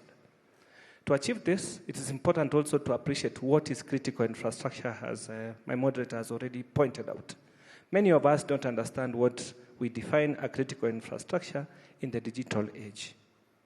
We always sectorized key systems, maybe in defense, water, transport, health, and so forth, telecoms, and so forth. But right now, we are in an environment where systems are interconnected. A system that is supporting water, a system that is supporting transport at one time, they are all hosted in a cloud environment. Maybe Cisco or other cloud infrastructure, AWS and the rest. So at one time, when we are talking of protecting that critical infrastructure, we must be aware of its implications. Sometimes we also may look at critical infrastructure from various dimensions, the functional dimension. If disruption of this critical infrastructure is going to render a whole organization into no service, or a whole nation to no service, whole population of a country may not be able to conduct business, from private sector, from individuals to government. That is a system that is considered a critical infrastructure. We also have a lens where a critical infrastructure is such a system that whose inability to function will cause life. And many a times, this is not directly measured from digital frameworks. It is cascaded. A system may cause you not to access your bank, and by so doing, you miss buying food, and by so doing, you are likely to be hunger, and in the long run, you're likely to die. So, or a system may disrupt a health system that is supporting life, and at the end of the day, we lose that life. So that system is considered critical in that perspective. We also have this assessment on critical systems that may cause trust loss, either to an organization or to an individual, a key individual in this regard, or to a government. We have seen this before, of issues of misinformation, disinformation, somebody coming up with a message about something, and you have a serious campaign out there from nowhere. At the end of the day, you'll have serious national security harm to very many people, and that is also the angle at which you can look at how critical a system may be. And this, in this respect, social media frameworks fall in that category. Therefore, what is important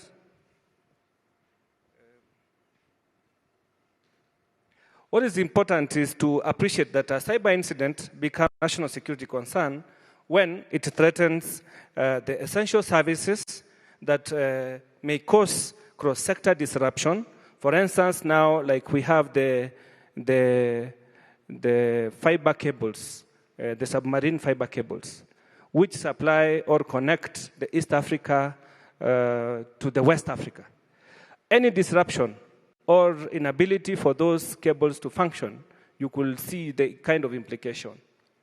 Most of the banking sector will be affected, health sector will be affected, and not just here in Kenya, but across the region. It's a serious critical infrastructure that now we must all securitize. Therefore, resilience means ensuring that the nation continues to function even under attack of such a critical infrastructure. So then, what do we need to do? We must be able to implement that infrastructure, if it's the network connectivity, if it's infrastructure, if it's a critical system. We must have in mind security by design. If it's an application, security by its development. That must be very core. The other important aspect is that we must always consider redundancy of such a critical infrastructure. Then, if an incident occurs, we must consider a coordinated approach. We must bring in all the key sectors, all the key stakeholders, all the key partners, and maybe engaging various countries to be able to undertake response to such an incident, which requires a very strong regional and national cooperation. And because our infrastructure is shared, as you've realized, we are living currently in an interconnected environment. Therefore, the risk is there, and we must be able to act. I think with those, thank you. Thank you very much, Colonel. Thank you very much. I think it becomes very clear from what you're hearing, if it affects our health, if it affects our life, it's water, energy, it becomes very critical. You've had all these cases with all the wars that are happening. When our water infrastructure is affected, it becomes a major issue. So as you think about from whatever country you're coming from, think about critical infrastructure. It's important for us to be able to identify those and come up with that very clear analysis. I'm sure most of you use mobile money. Is there anyone who doesn't use mobile money in the room? Any one person does not use mobile money. Tim comes to us from M-Pesa Africa, and I would like you to share with us a little bit, just Tim, from where you sit, what constitutes acceptable resilience? You might have it, but there's some of our peers here might be looking at say, how do you build acceptable resilience for a very critical infrastructure organization like yours? Yeah, thank you for that very good question. I think acceptable resiliency in my opinion, is when the customer does not know that this particular service, even how it works, what details, does not concern themselves with it. M-Pesa, as it is, we try to design it, to engineer it to be as simple as possible. Whenever we get an issue, whenever any customer for any particular service experiences a particular issue and has to now begin thinking, is this service resilient? Will this service be able to help me in my time of need? Then it means that there is an opportunity, there is an improvement opportunity there for that particular service to become more resilient. And that is how the nature it is. I think whenever you're dealing with customers, as long as the service is 100% uptime, as long as the service is resilient, as long as whatever is supposed to be happening on the back end is happening silently without any customer input, the customer will not remember you. But when you make one mistake, when you are trending in the headlines, when you are trending in Twitter, when your resiliency has taken a dip, that's the time now the customer will actually now begin questioning, is this the correct service for me? And from you as a management team, as an organization, that is a time when now it becomes more important for you to invest in resiliency and invest in ensuring that the customer places full trust. It does not have to think, places all the trust that is required on that particular service. How have we done this? We've done multiple upgrades. Last year, we recently upgraded our platform to support up to 12,000 transactions per second. It went on very smoothly. We've done hundreds of upgrades in the last couple of years on our M-Pesa core platform. We've not been perfect always. You recently saw the message that we recently sent for the One App upgrade. We learned from that. We listened to the customer. We are still reworking that experience to meet the customer needs. So customer resiliency also is not, as people usually think, as IT people think, only when the service is up. It is also how the customer experiences that particular service. So if our customer cannot be able to experience, for instance, in our case, cannot be able to experience the app because of other issues, then that also impacts their trust in the service. That also impacts the resiliency of the service. The platform could be up, yes, running, but if they don't have data, for instance, to access your particular service, it's as good as the service being down.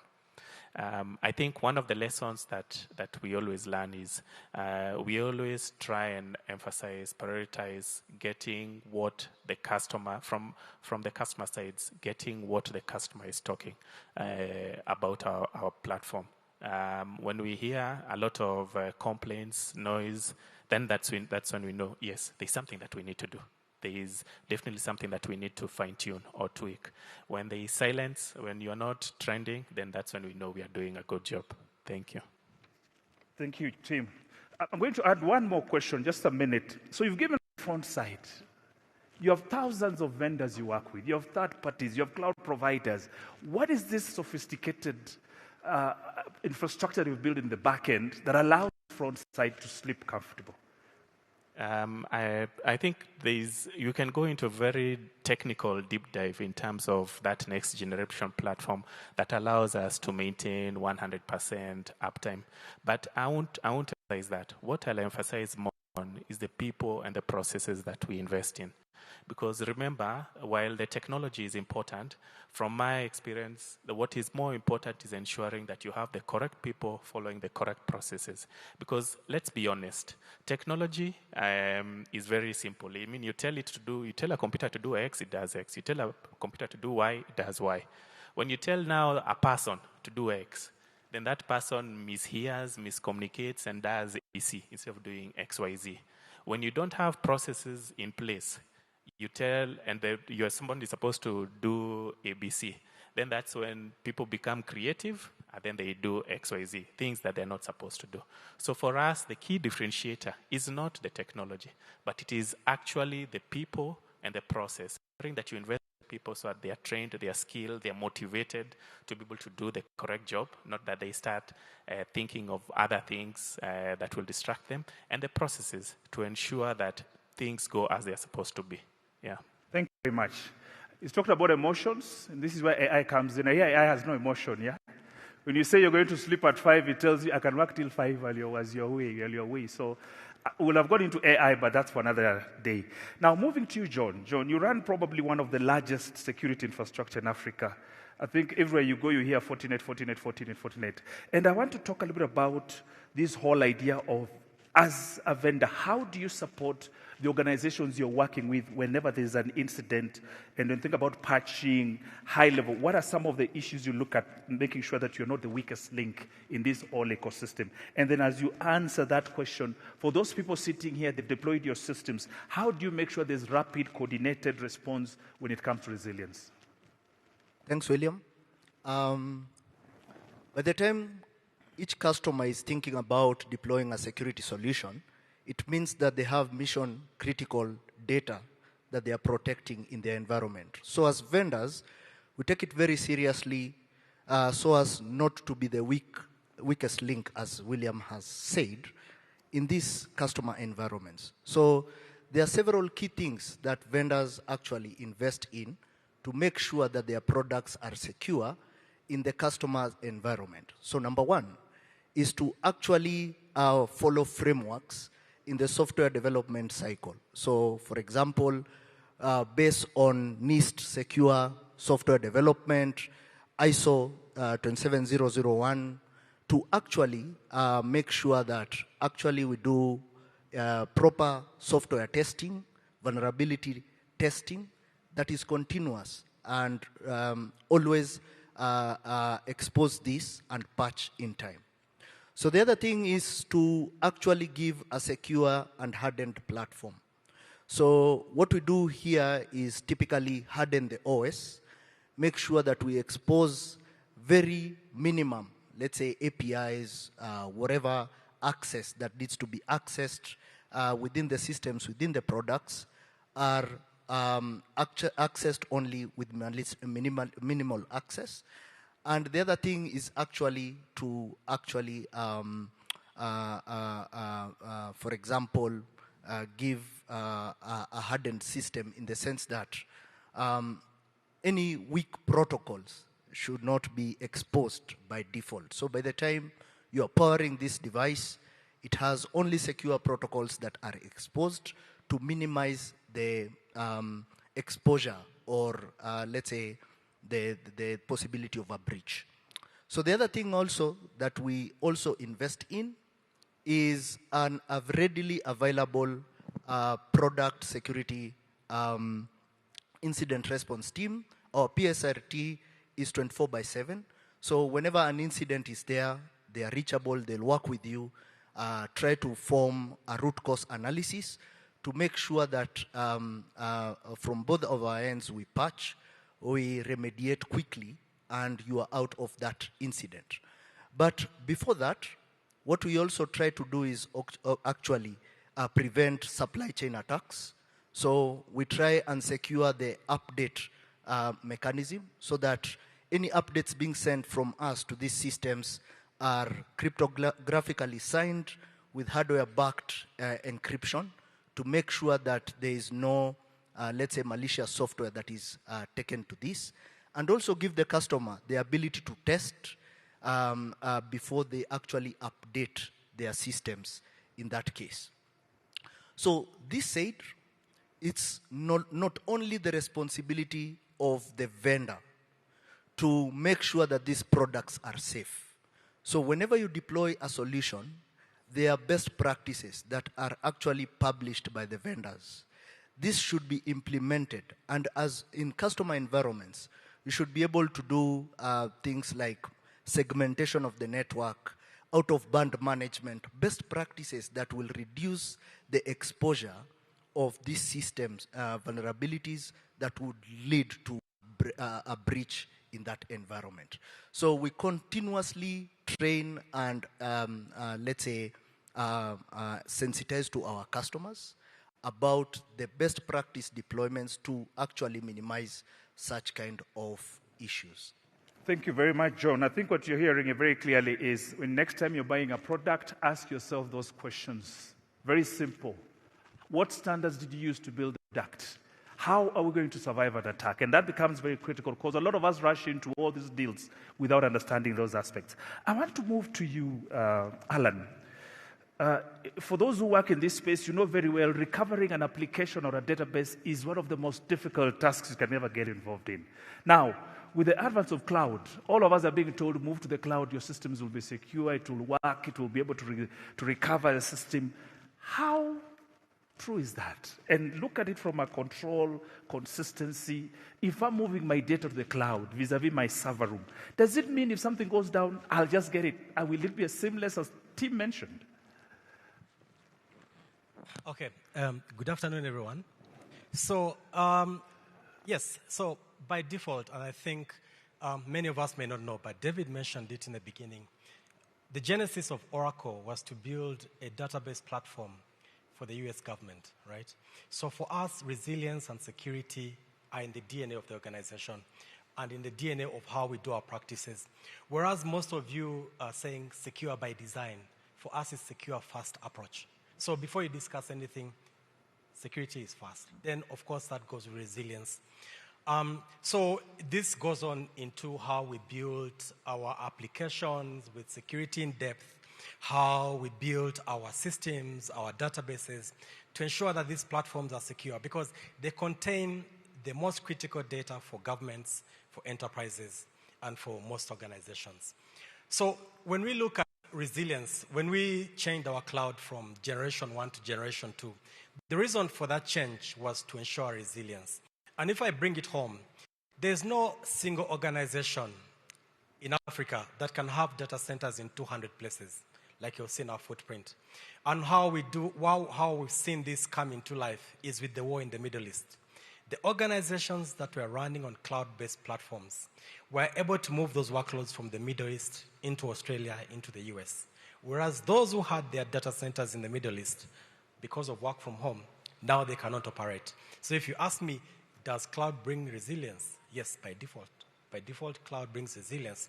But we are not only restricting you to that kind of architecture, because today, if you want us to bring the cloud into your data center because of data control or sovereignty, we are still able to do that. And that's why you see there's a sovereign cloud, right, for the European Union, for the US government, as well as for Australia, whereby government data resides within that country. It doesn't get out. You keep your sovereignty and be able to control your data.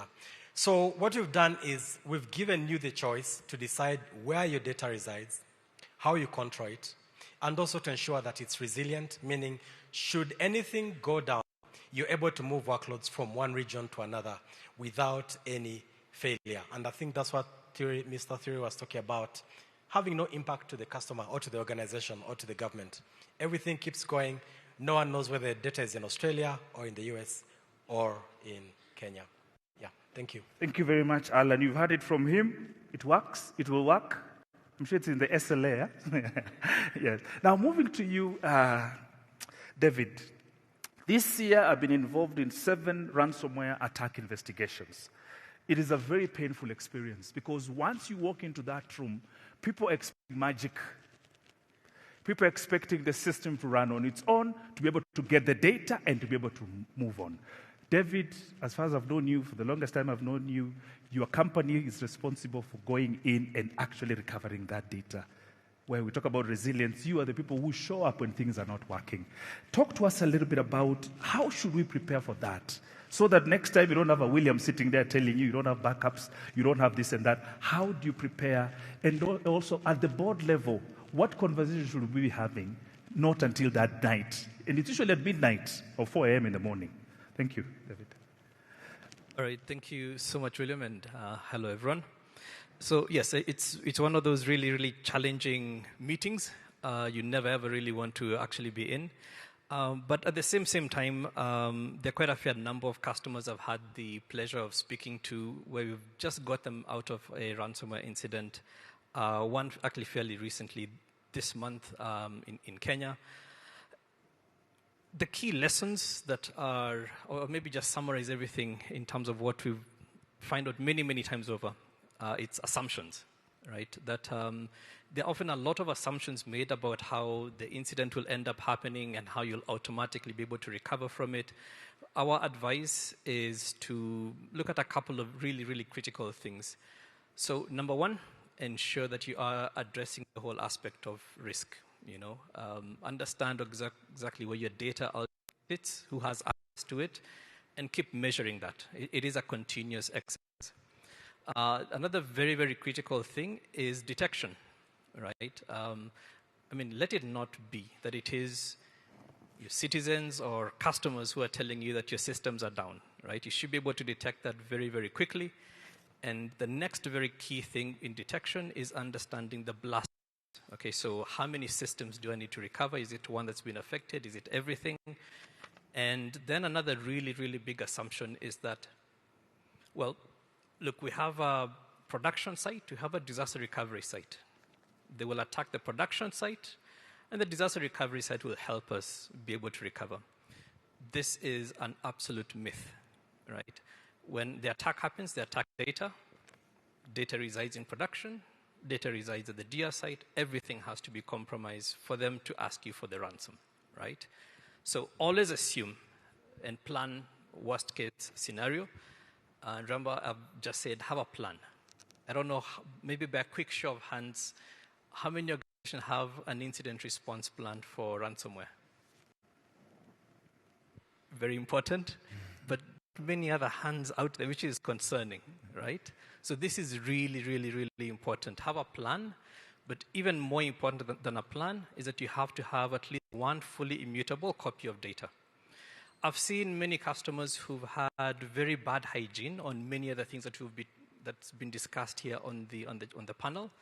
But as long as they had that one immutable copy of data, they were able to get themselves out of a very, very sticky situation. So really, really important.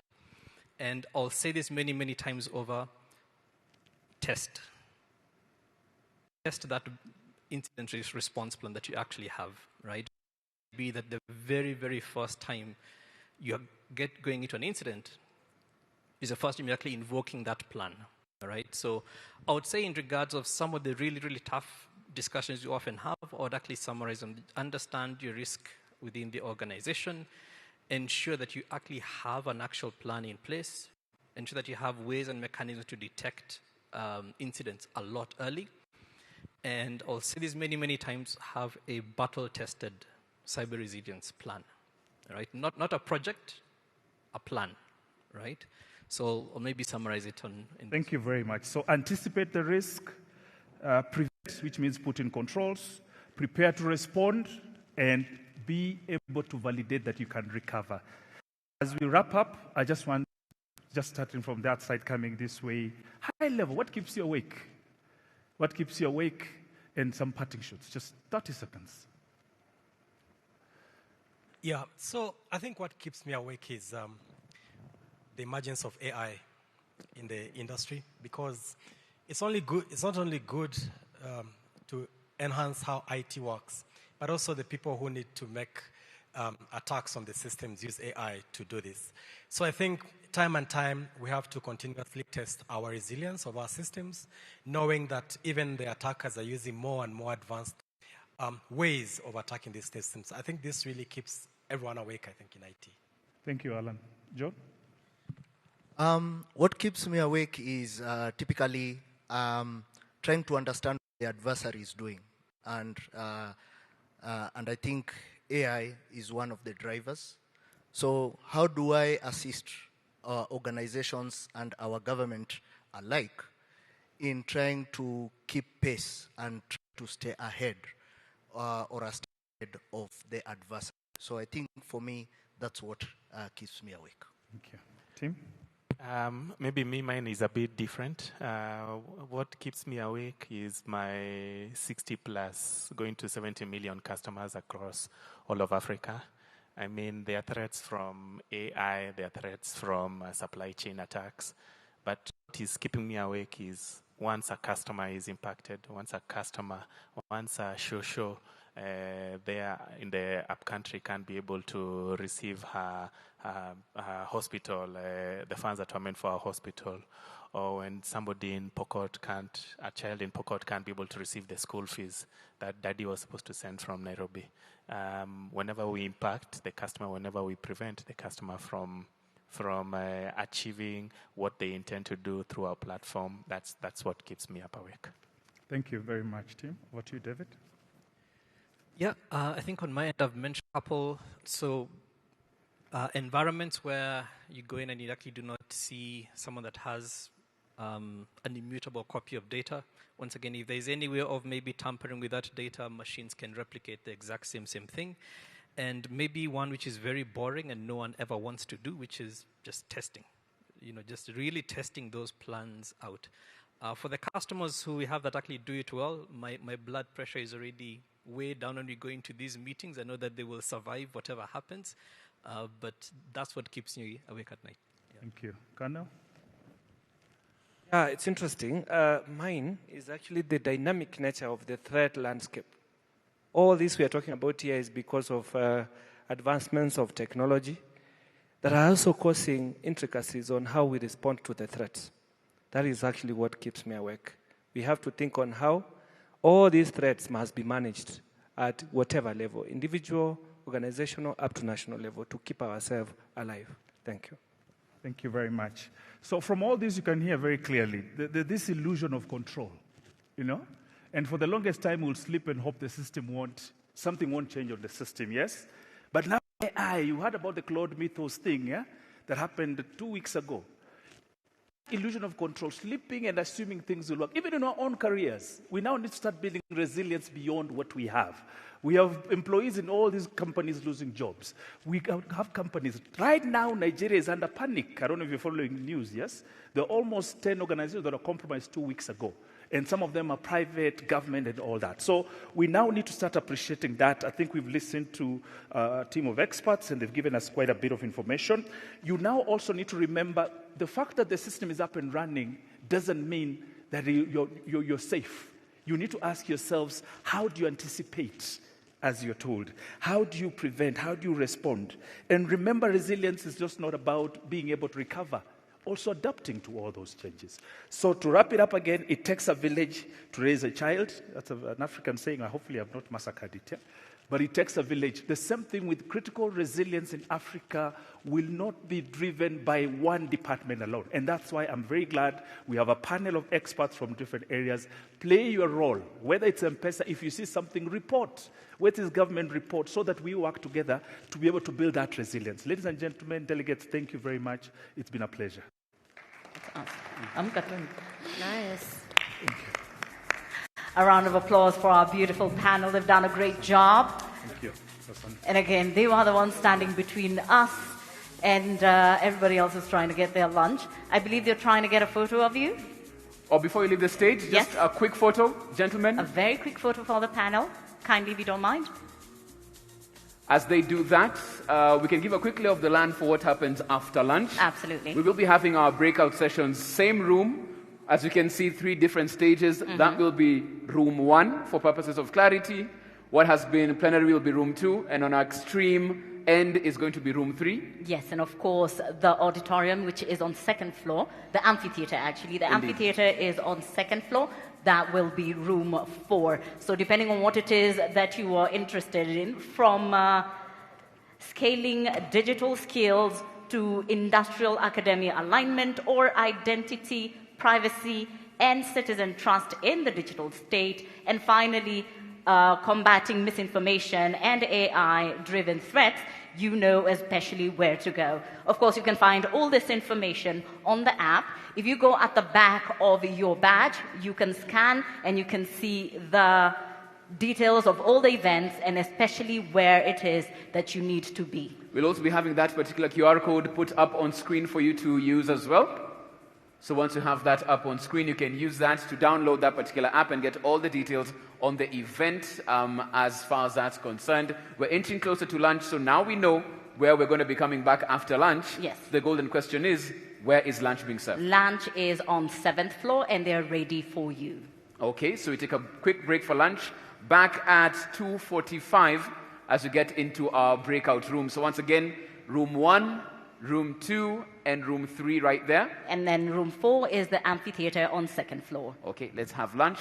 See you at 2:45. Good afternoon.